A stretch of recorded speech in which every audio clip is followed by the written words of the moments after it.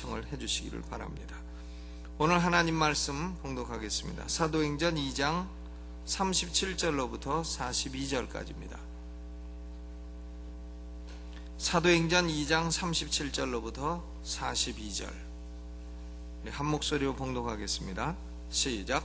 저희가 이 말을 듣고 마음에 찔려 베드로와 다른 사도들에게 물어 가로되 형제들아 우리가 어찌할꼬 하거늘 베드로가 가로되 너희가 회개하여 각각 예수 그리스도의 이름으로 침례를 받고 죄사함을 얻으라.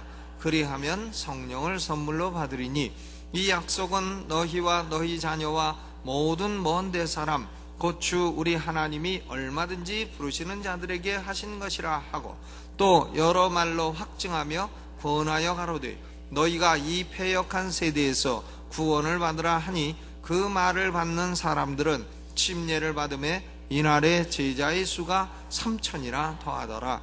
저희가 사도의 가르침을 받아 서로 교제하며 떡을 떼며 기도하기를 전혀 힘쓰니라. 아멘. 예수님이 승천하시기 직전에 제자들에게 이런 약속을 해주셨습니다. 누가복음 24장 49절을 보면 볼지어다 내가 내 아버지의 약속하신 것을 너희에게 보내리니 너희는 위로부터 능력이 비울 때까지 이 성에 유하라. 그래서 예수님의 말씀을 따라 120문도가 예루살렘을 떠나지 아니하고 열흘 동안 모여 금식하며 기도했습니다. 그 결과로 사도행전 2장 1절로 4절까지의 오순절 사건이 일어났습니다. 120문도가 성령을 받았습니다. 17개국에서 온 디아스포라 유대인들에게 그들의 태어난 나라의 말로 복음을 전하게 되었습니다. 엄청난 기적이 일어났습니다. 이 사도행전 2장에서 성령 충만을 받은 베드로는 곧 이어서 능력 있는 설교를 했습니다. 베드로의 설교, 이 한편의 설교로 제자의 수가 오늘 본문에 보니까 3,000이나 더하였더라 그랬어요. 그러니까 원래 교인은 몇 명이냐? 120명, 120문도가 성령 받았으니까, 그리고 그날 3,000명이 더했으니까 예루살렘 교회 성도가 오순절날 다음 하루 만에 몇 명이 됐냐? 3,120명. 이렇게 됐다 이거예요. 여러분, 교회의 부흥은 역사가 오래된다고 일어나는 거 아닙니다. 성령이 강하게 역사하고 하나님의 말씀이 살아있으면 교회는 부흥되는 줄로 믿습니다. 우리 강남중앙침례교회가 성령이 역사하고 말씀이 살아있는 교회가 되기를 주님의 이름으로 축원합니다.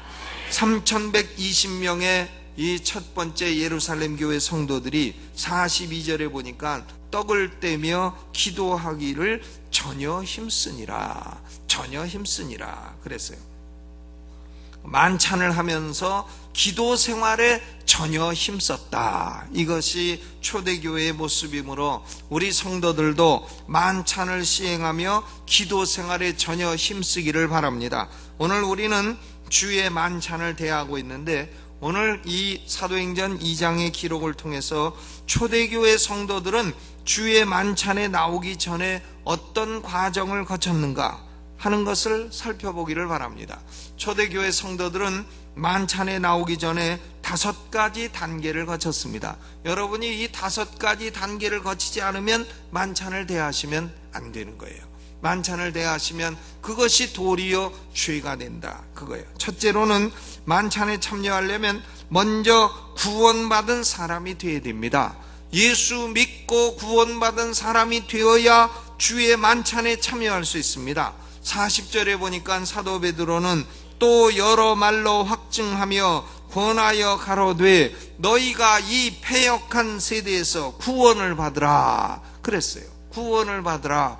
회개하고 예수 믿고 구원을 받으라. 구원받은 사람은 성령이 그 안에 내주하시며 성령을 선물로 받은 사람이 되는 것이다. 이런 말씀을 했습니다.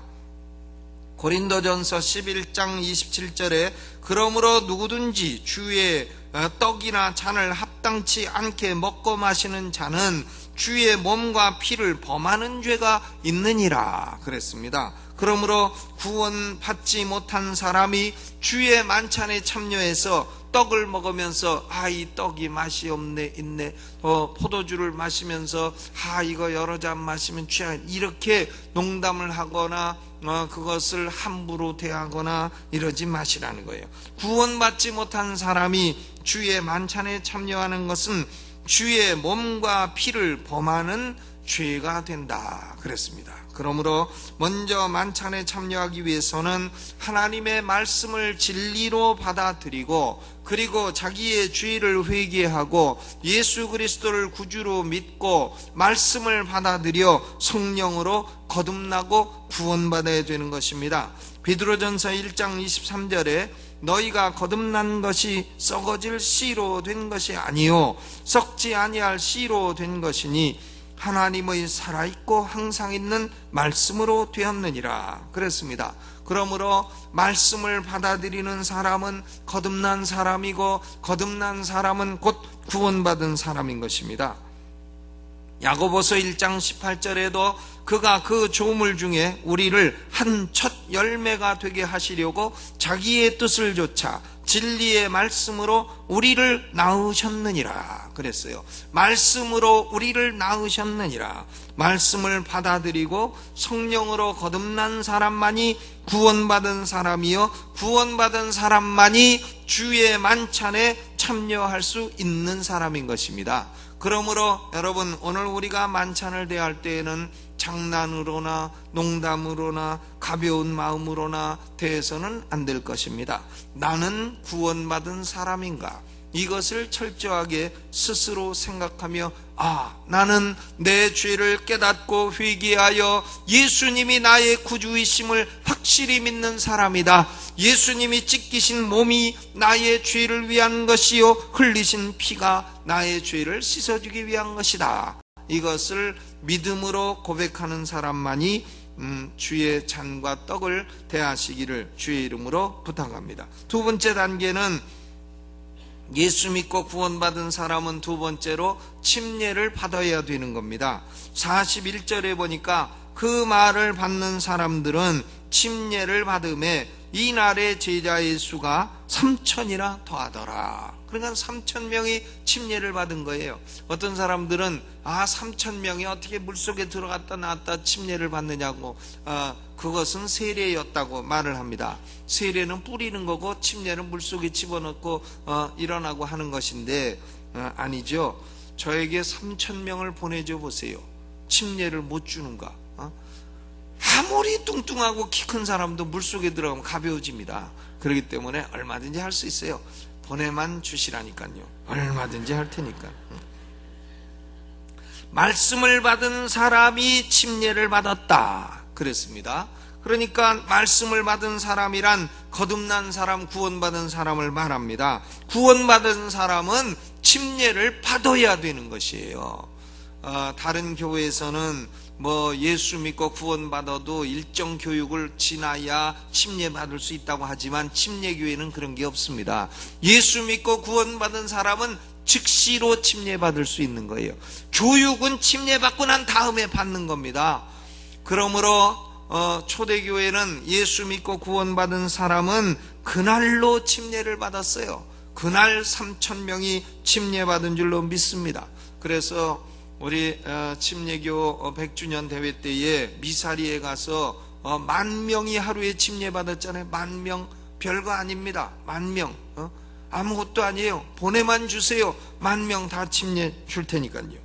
베드로전서 3장 21절에 보니까 물은 예수 그리스도의 부활하심으로 말미암아 이제 너희를 구원하는 편이 곧 침례라. 육체의 더러운 것을 제하여 버림이 아니요 더러운 것을 제하여 버림이 아니요 오직 선한 양심이 하나님을 향하여 찾아가는 것이라. 침례는 구원의 조건이 아닙니다. 침례는 구원받은 사람이 구원받은 표로 받는 거예요.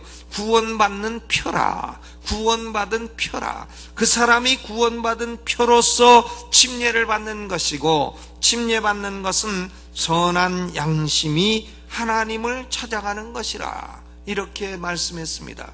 우리의 양심은 날마다 하나님을 찾아야 할 줄로 믿습니다. 그러므로 침례받은 사람은 이미 구원받은 사람이요 선한 양심이 하나님을 찾아가는 것을 보여주는 그 의식이다 이것이에요. 그러므로 예수 믿고 1단계로 구원받고 2단계로 침례받은 사람만이 주의 만찬에 참여할 수 있는 것입니다. 우리 침례교회는 전통적으로 클로우스드 커뮤니언과 오픈 커뮤니언의 두 가지 전통이 있었어요. 클로우스드 커뮤니언은 폐쇄 성찬이라 이렇게 번역하는데, 그건 뭘 말하는가 하면 물속에 들어가는 침수례를 받은 사람만 만찬에 참여시키는 겁니다. 그런데 17세기에는 그렇게도 했습니다만은, 그러나 18세기로 넘어가면서 그것은 그렇게 폐쇄적이 돼서는 안 된다 해가지고 세례를 받은 사람, 즉 약식 세례를 받은 사람도 만찬에 참여시킬 수 있다고 하는 공개 성찬이 지배하게 됐습니다. 그러므로 여러분 가운데 혹시나 침례를 안 받고 세례를 받았다 해도 오늘 만찬에 참여할 수 있는 것입니다. 저는 그렇게 폐쇄적이진 않아요. 공개 성찬을 취하고 있기 때문에 세례 받은 사람은 참여할 수 있습니다. 침례 받은 사람은 물론 참여할 수 있습니다. 세례는 약식이요 침례는 정식이기 때문에 여러분에게 권하는 것은, 이미 세례받은 사람은 나는 약식으로 만족하겠다 하면 저는 끝까지 권하지는 않습니다. 그러나 왜 약식으로 만족하십니까? 정식을 받으시지. 음식점에 가도 왜 약식으로 잡수십니까? 정식으로 잡수시지. 그러므로 세례받은 사람, 침례받은 사람은 2단계로 주의 만찬에 참여할 수 있는 것입니다. 세례나 침례를 받지 않은 사람은 만찬에 참여할 수 없습니다. 그러 만찬을 받지 마시기를 바랍니다. 세 번째 단계는 교회의 회원이 되는 거예요. 침례받기 위해서는 교회의 회원이 되어야 됩니다. 우리나라에도 무교회주의자들이 좀 있었어요. 예전에 보면 아주 유명한 함씨 선생님이 계셨습니다. 함 무슨 헌이라고, 가운데 자는 얘기 안 하겠어요. 무교회주의를 따랐죠. 무교회주의를 따랐는데 무교회주의는 아주 잘못된 것입니다. 왜냐하면 성도는 반드시 가시적인 지역교회의 회원이 되어야 되는 겁니다. 교회는 뭐냐? 불가시적인 교회도 있지만 우리가 지상에서 말하는 교회는 불가시적인 교회가 아닙니다. 이것은 가시적인 교회, 지역교회인 것입니다. 그러므로 예수 믿고 침례받은 사람은 반드시 지역교회 회원이 되어야 됩니다. 그리고 지역교회 회원으로서 지역교회에서 하나님을 섬겨야 되는 것입니다. 왜냐하면 주의 만찬은 가시적인 지역교회에서 행하는 것이지 불가시적인 교회에서 행하는 것이 아니기 때문에 그렇습니다. 고로 주의 만찬에 참여할 사람은 교회의 회원이 되어야 됩니다. 강남중앙침례교회의 회원이 되시거나 아니면 다른 교회의 회원이 되시거나 교회의 회원이 되시기를 주의 이름으로 축원합니다. 자기가 속해 있는 교회의 지역교회 회원이 되신 분들은 만찬을 대할 수가 있는 것입니다. 에베소서 3장 21절에 보면 교회 안에서와 그리스도 예수 안에서 영광이 대대로 영원 무궁하기를 원하노라 그랬어요. 하나님의 영광은 교회 안에서 그리고 그리스도 예수 안에서 영원 무궁토록 나타나는 것이기 때문에 그렇습니다. 저는 성도들이 은혜를 받았다 할 때에 밖에 나가서 놀다가 은혜 받은 사람 한 명도 못 봤습니다. 놀다가 테니스를 치는데 은혜가 왔다 이런 사람을 내가 못 봤어요. 또 골프를 치다가 딱 방언이 터졌다. 네, 그런 사람을 여태 본 적이 없습니다. 지역교회에 속해서 성도들과 교제를 나누고 기도회에 참여하고 말씀을 듣고 그리고 기도하고 예배하다가 하나님의 은혜가 오게 되는 것입니다. 하나님의 은혜는 물론 지역교회를 벗어나서도 주실 수 있지만 그러나 하나님의 영광은 교회 안에서 그리고 그리스도 예수 안에서 영원토록 나타나는 것입니다. 그러므로 여러분이 교회를 여기저기 돌아다니는 분이 계시면 지역교회 딱 정착하시고 교회 회원이 되시기를 주님의 이름으로 축원합니다. 싸워도 교회 안에서 싸우라 이거예요. 사람은 싸우면서 또 성장하고 이렇게 되는 것이니까. 네 번째 단계는 사도의 가르침을 받는 것이다 하는 거죠. 사도의 가르침을 받는 것이다.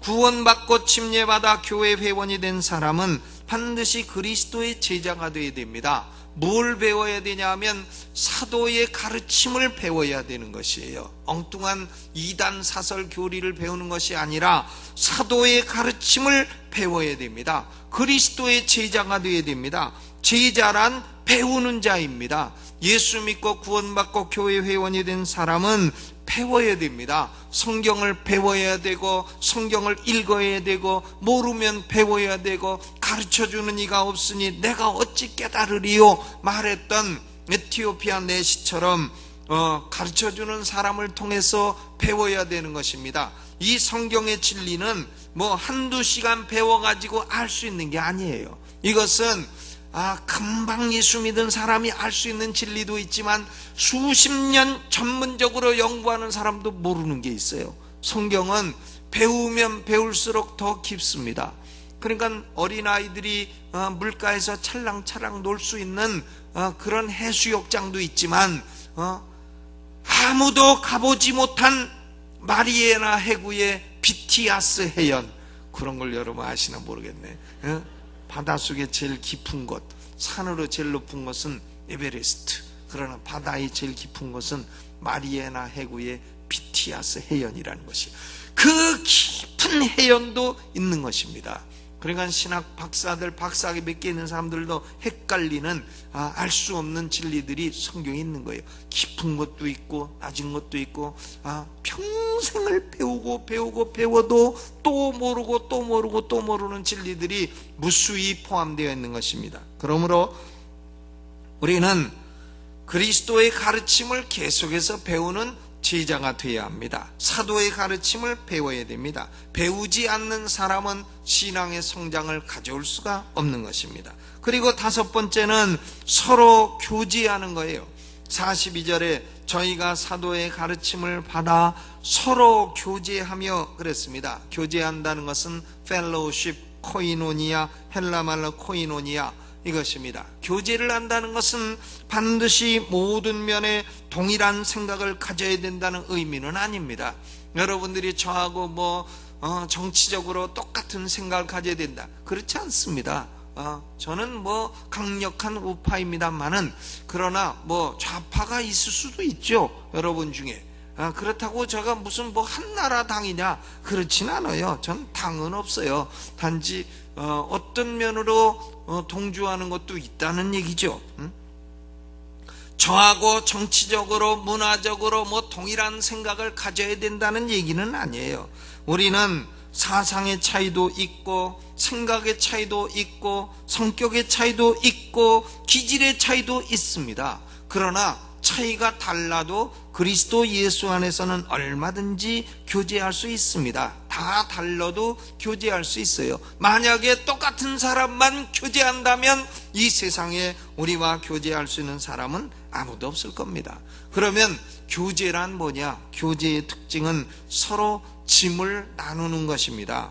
거기 43절로 47절까지의 특징은 뭔가 하면 다 서로 나누는 거예요. 나누는 것입니다. 짐을 나누는 거예요. Share the burden. 짐을 나누는 겁니다. 그러니까 서로 도와주고 서로 이끌어주고 서로 격려하고 서로 가르쳐주고 서로 권면하고 이렇게 해서 서로 교제를 나누는 것입니다. 초대교회는 이런 5 절차를 거친 사람들이 주의 만찬에 참여하였습니다. 여러분, 오늘 우리가 만찬을 대하면서 5 가지를 생각해 보시기 바랍니다. 나는 구원받은 사람인가? 둘째, 나는 침례받은 사람인가? 내가 왜 침례를 미루고 있는가? 침례를 미루는 특별한 원인이 있는가? 세 번째, 나는 지역교회의 회원이 되었는가? 네 번째, 나는 그리스도의 말씀을 배우는 제자인가?